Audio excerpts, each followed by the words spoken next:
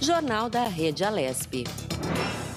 O Jornal da Rede Alesp vai agora de entrevista, com a doutora Daniele Leão, e ela é médica hematologista. Vai nos falar um pouco sobre o novo tratamento contra a leucemia. Bom dia, doutora Daniele. Seja bem-vinda ao Jornal da Rede Alesp. Muito obrigada, é um prazer imenso. Prazer é nosso tê-la aqui conosco. Doutora, muitos tratamentos oncológicos foram impactados pela pandemia do novo coronavírus. Qual é o impacto que isso tem na saúde? Em algum caso, o tratamento pode ser interrompido sem causar prejuízos ao paciente? A área oncohematológica ela foi uma das áreas que mais sofreu impacto com essa pandemia. Então, a gente trata, tanto na hematologia, que são leucemias, linfomas, como na oncologia, de mama, de próstata, nós não podemos esperar muito. Então, muitas vezes um paciente chegar cedo significa cura, significa controle, e um paciente chegar com uma doença totalmente avançada pode significar esse paciente ter que entrar para um tratamento paliativo, ou seja, acabar totalmente a chance de cura desse paciente. Então, uma das preocupações é que durante a pandemia, muitas pessoas que tinham sintomas ficaram com medo de procurar o serviço de saúde. Então, a gente tem certeza que muitas pessoas morreram em pronto-socorros ou até em casa com sintomas de linfomas, leucemias, outros cânceres, sem chegar sequer ao diagnóstico. Então, há tratamentos que podem ser interrompidos brevemente, em geral, para doenças que são bem lentas de evolução, tá? Mas a grande maioria dos casos, a gente tenta fazer a transição de um remédio, por exemplo, injetável, para uma medicação oral, porque o número de idas ao hospital, à clínica, diminui muito. Então, com isso, o paciente continua tendo tratamento, continua tendo uma eficácia, muitas vezes até maior que a quimioterapia, e sem prejudicar a sua chance de cura, a sua chance de controle, né?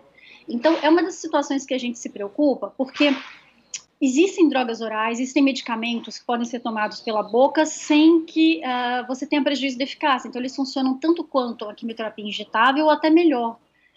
Um dos grandes problemas é que a gente tem uma série de medicamentos orais que estão aprovados no Brasil, mas que eles não estão disponíveis nem no SUS e nem em convênios. Então, vai ser necessário toda uma mobilização. Os médicos, até nós temos feito repetidas solicitações à Anvisa, à ANS, a vários órgãos responsáveis, pedindo essas autorizações para que os pacientes consigam ter o tratamento sem precisar ficar indo muito ao serviço de saúde, tendo até a chance de se expor ao vírus. Doutora, eu queria que a senhora explicasse um pouco para a gente, então, sobre a leucemia linfocítica, né? O que ela é, que doença é essa? Ela tem sintomas ou quando a pessoa percebe ou faz algum exame é que realmente já está comprometido? Então, as leucemias, em geral, elas são cânceres do sangue. São um tipo de câncer que surge dentro da medula óssea, que é o tutano. Então, o tutano é onde a gente fabrica o sangue do corpo todo. Quando surge uma célula doente, essa célula, em geral, ela deveria ser destruída. Quando ela não é, ela toma conta da medula óssea, ela só produz células iguais a ela, né? E aí ela começa a destruir a medula normal. Nós temos vários tipos de leucemia, mais de 30 tipos. O tipo mais comum é a leucemia linfocítica crônica, em que, em geral, ela comete pessoas a partir dos 60 anos. Tem pessoas mais jovens também, mas elas são menos frequentes. A leucemia da criança, que geralmente é a que a gente primeiro se lembra, ela é a mais comum da infância, mas ela não é a mais comum em número absoluto. Então, é a leucemia linfocítica crônica, que é essa da pessoa a partir de 60 anos. Acho que travou um pouquinho. Sim, nós o tivemos áudio então da doutora, né? um probleminha técnico, vamos restabelecer. Tem a questão da internet, né? Sempre aí nos surpreendendo, mas também tem sido um grande aliado. Doutora, já restabelecemos então o contato com a senhora. Eu queria que a senhora continuasse então a sua linha de raciocínio. conseguem me ouvir? Agora sim, pode falar. Me perdoem. Imagina. Então, eu vou retomar. Vocês ouviram desde as leucemias ou... Isso, a Só senhora para eu falava entender. até da leucemia infantil, que acaba sendo até mais comum assim, nós ficamos sabendo, né, conhecemos mais a infantil. Correto, exatamente. Porque da infância, ela é o câncer mais comum. Então, crianças, quando desenvolvem esse tipo de câncer. Mas ela não é o tipo de leucemia mais comum. O tipo de leucemia mais comum é a que você mencionou, é a leucemia linfocítica crônica, que é um câncer dos linfócitos, né? Então, o que acontece? As pessoas, tanto nos gânglios, né, ou linfonodos, ou que às vezes as pessoas chamam de landras, né, que são aqueles gânglios que aumentam, eles acometem, eles infiltram esses gânglios, infiltram a medula óssea. Então, a pessoa, quando tem sintomas, geralmente ela tem gânglios que aumentam, mas que depois de 15 dias, por exemplo, eles não diminuem. Os gânglios que aumentam e depois voltam ao normal, geralmente são infecciosos. A pessoa começa também a desenvolver uma grande quantidade de linfócitos no sangue, que aí só o hemograma mesmo consegue detectar, né? Por isso que eu falo, a gente tem que fazer os exames de rotina anuais. Então, assim, PSA para homem, que é o da pesquisa de próstata, hemograma, colesterol. Então, são exames que eles valem a pena fazer. Até porque no caso da leucemia, você não tem prevenção. Então, o diagnóstico precoce, ele é importante. Não precisa sair fazendo o exame todo mês. O exame uma vez ao ano, ele já ajuda, ou quando a pessoa tiver sintomas. Mas na leucemia crônica você pode ter anemia, você pode ter até alguns tipos de sangramento que não é tão comum, perda de peso rápida, sem motivo, progressiva, febre, final da tarde, acima de 38, sem motivo, não precisa ser todo dia, mas com frequência. E tem pacientes que suam muito, mas é um suor fora do comum para aquela pessoa. Tem paciente que fala que tem que trocar roupa de cama, de tanto que sua. Então, são alguns sinais e sintomas que a gente se preocupa. Na leucemia aguda, então, tanto a gente tem a linfóide aguda da criança, como a mieloide aguda do adulto. Em geral, a pessoa tem mais sintomas de infecção grave, que tem que ir para socorro, sangramento na gengiva. Então, você vê que cada tipo de leucemia, ela tem alguns sintomas diferentes. Mas, em geral, se você tem alguma alteração dessas, é importante procurar um médico. Doutora, recentemente um estudo mostrou uma nova terapia, né, que aumenta as taxas de sobrevida dos pacientes com leucemia, que seria a combinação de medicamentos, né? E isso tem mostrado bons resultados. Como é feito esse tratamento e por que ele consegue combater melhor a doença?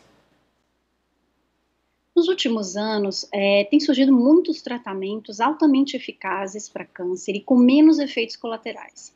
Para essa leucemia, então, é uma coisa que vamos dizer, nos últimos 10 anos, nos últimos 5 anos, tem sido surpreendente, porque a gente tem obtido taxas de resposta, de controle e até de uma qualidade de vida muito melhor para os pacientes.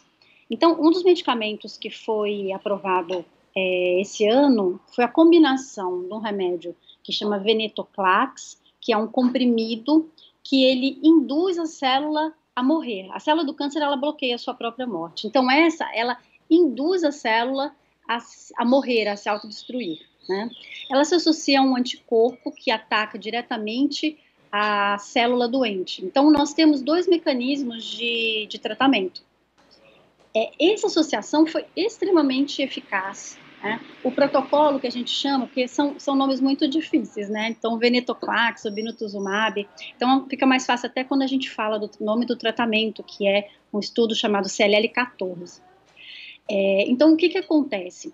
Muitas vezes, o paciente não aguenta a quimioterapia, ou nesse período de pandemia, a gente nem quer fazer quimioterapia, porque a chance do paciente morrer de infecção, ou de pegar um Covid, aquilo ser catastrófico, ser fulminante, é muito preocupante. Então, o que acontece? A gente tem um medicamento muito eficaz. Então, para você ter uma ideia, com esse tratamento, mais de 80% dos pacientes fica com doença controlada em 3 anos. Tem tipos de quimioterapia, inclusive foi esse estudo, ela avaliou contra uma quimioterapia, o paciente fica 50% só livre de doença em 3 anos. Então, quer dizer, ela tem menos efeito colateral, é um remédio que o venetoclax é oral, o obinutuzumab, que é o outro, você recebe uma injeção a cada ciclo, então são um total de 6 somente. E um dos benefícios é o seguinte, a gente já tinha drogas orais muito boas, né? Mas, como eu falei, não aprovadas no SUS e nem em convênios, mas que você tinha que fazer o tratamento para o resto da vida. Com esse tratamento, o paciente faz por 1 ano somente. Então, quer dizer, a qualidade de vida da pessoa melhora, o custo reduz, então a gente tem uma série de benefícios relacionados a essa aprovação. Doutora, hoje se fala muito também da medicina inteligente, então esse tratamento também vai nessa direção, um tratamento diferenciado para cada paciente. Perfeito. O que acontece? Por exemplo, a gente tem o obinutuzumab, ele é um anticorpo que vai direcionado à membrana, à superfície da célula B. Então, como é uma leucemia linfocítica crônica, ele vai direto no linfócito. Então, uma das coisas que a gente observa é que, por exemplo, não cai o cabelo do paciente, porque ele não vai atacar o organismo inteiro, como faz a quimioterapia. O paciente não vai ficar cheio de feridas na boca, o paciente não vai ficar com uma série de complicações que a quimioterapia leva. O venetoclax, que é esse comprimido, a célula desenvolve um mecanismo de fugir da morte. Então, o que acontece? Esse remédio, ele vai naquela célula e ele consegue induzir, ele consegue levar a célula a desbloquear o mecanismo e morrer. Então, essas terapias inteligentes, terapias-alvo, elas têm sido cada vez mais utilizadas. Então, imagina, tratar um câncer sem queda de cabelo, sem aquelas, sabe, todos aqueles sintomas, emagrecimento que os pacientes apresentavam. Uma coisa que a gente precisa só explicar é que, assim, as leucemias, algumas curam e outras controlam. Mas quando eu falo controlam muito bem. A pessoa volta à sua vida, ela recupera a capacidade de trabalho, de viver com a sua família. Alguns tipos, o paciente pode voltar a ter filhos. Então, a leucemia linfóide crônica, a gente não cura, mas a gente tem um controle que é praticamente como se a pessoa tivesse curado. É o que eu digo para os pacientes: pressão alta não cura, diabetes não cura, mas você consegue controlar e viver bem. O nosso raciocínio é exatamente esse.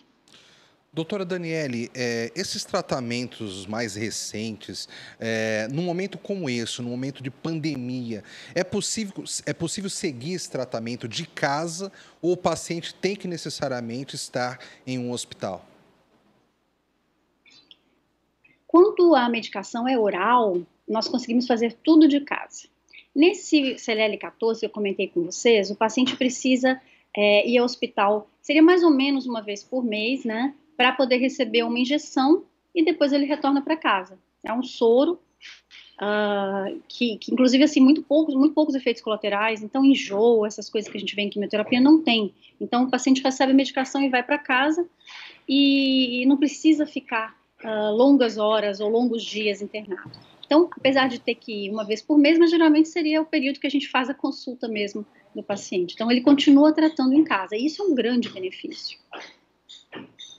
Doutora, muitos desses tratamentos já avançados e drogas, né, que funcionam de uma maneira diferenciada, inteligente, como a senhora mesma disse, não há disponibilidade no sistema público de saúde. Eu queria que a senhora explicasse para a gente um pouquinho sobre essa questão e como que as pessoas que têm interesse e que precisam, né, desse medicamento podem acessar.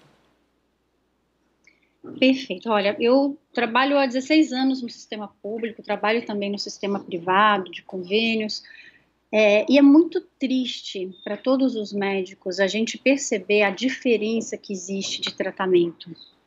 Então, é muito triste porque eu acho isso muito indigno, sabe? Você ter a mesma pessoa com a mesma doença e você não pode oferecer um tratamento adequado.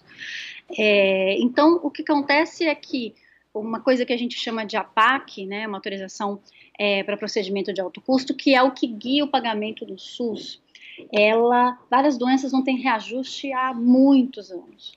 Então, o que acontece? As medicações, elas simplesmente não conseguem ser pagas. Então, por exemplo, o remédio, às vezes a APAC paga R$100, o remédio custa R$1.000. Então, o que precisa ser feito realmente é uma renovação dessas APACs, uma autorização pelo SUS do uso de medicações.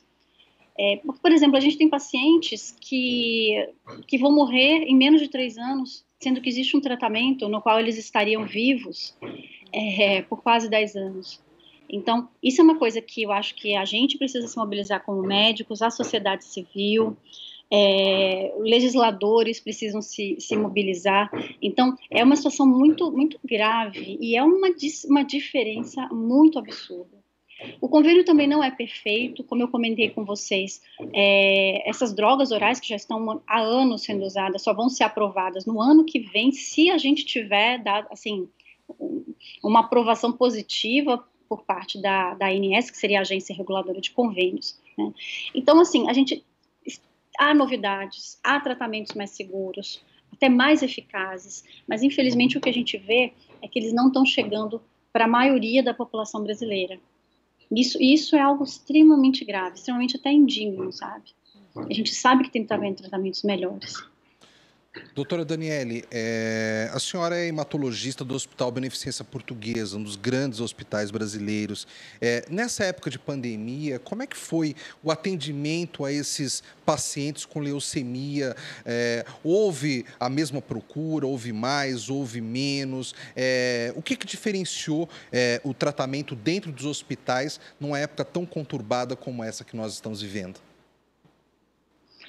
Então, olha, tanto a Beneficência Portuguesa como outros grandes hospitais, nós tivemos um período que teve que ser muito rápido para adaptação de resposta. Então, nós tínhamos reuniões diárias com todas as áreas envolvidas e nós criamos um fluxo de que o paciente já na recepção ele era enviado para prédios totalmente diferentes dentro do próprio hospital. Então, não havia o menor contato com o paciente com suspeita de Covid, fosse espirro, fosse febre, fosse qualquer alteração respiratória, né? Poderia ser uma gripe, mas ele era direcionado para um prédio totalmente diferente dos pacientes com câncer e mesmo outras doenças. A pessoa que ia lá ver um marca-passo, ela não entrava em contato de maneira alguma. Então, isso foi uma coisa que foi feita muito cedo, por todos os hospitais. Então, nós tivemos uma segurança nesse ponto para atender os nossos pacientes com leucemia e outros tipos de câncer. Então, isso foi uma coisa que fez muita diferença, né? Mas, de qualquer forma, a população ficou com muito medo de comparecer aos hospitais. E, realmente, fica em casa, ele é muito importante para a população em geral. Agora, se você tem alguém com câncer ou com suspeita de câncer, a prioridade realmente tem que ser essa doença, porque não só ela mata, como a demora reflete em sofrimento maior, em tratamentos mais pesados e até a chance da pessoa morrer ou ter que ficar usando um tratamento que a gente sabe que não vai nem ter controle. Então, houve redução, a gente percebe muito grande, o paciente que chegava praticamente aos pacientes que iam no pronto-socorro. Então, e aí o pronto-socorro detectava uma doença de sangue e chamava a gente. Mas consultório, essas coisas assim, as pessoas desapareceram. Em julho, alguns pacientes já começaram a voltar. A gente percebe que assim, as pessoas começaram a se conscientizar, que não ia demorar, quer dizer, que iria demorar muito ainda para a vida ficar normal, e que elas deveriam voltar a procurar ajuda médica. Então, a gente percebeu um movimento, mas vou lhe falar, nós estamos em outubro e ainda não normalizou. Então, a gente tem certeza que a gente vai ter um número grande de pessoas que, infelizmente, vão chegar cada vez mais com doenças avançadas e muitas vezes até perdendo sua chance de cura. Infelizmente, né, doutora? Então, doutora Daniele Leão, hematologista do Hospital Beneficência Portuguesa, muito obrigado pela sua participação no Jornal da Rede Alesp. Eu que agradeço e parabenizo essa oportunidade que temos de falar dessas doenças, dessa situação tão grave. Então, muito obrigada. Obrigada, doutora. Um ótimo dia para a senhora, bom trabalho. Realmente